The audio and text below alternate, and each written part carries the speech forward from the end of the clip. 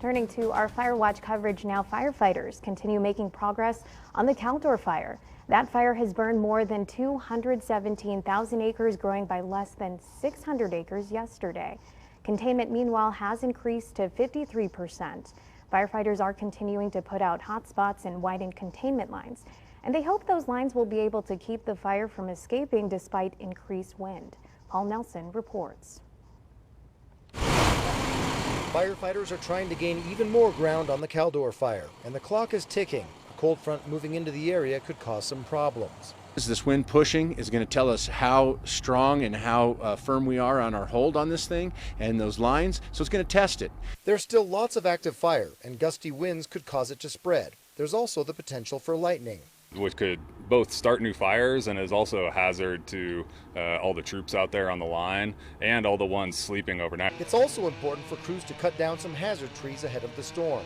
This work is happening right along Highway 50 near Echo Summit. Some of them are burning from the inside out.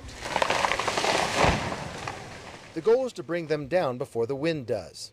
The inside of the trees are actually burning in a lot of places. So if they fall, they'll disperse embers into the wind, and then those embers can start other spot fires. There is active fire near Echo Lakes, and some smoke is coming from backfires there. Crews can only reach some areas by boat. Others rappelled down into the desolation wilderness to fight the fire.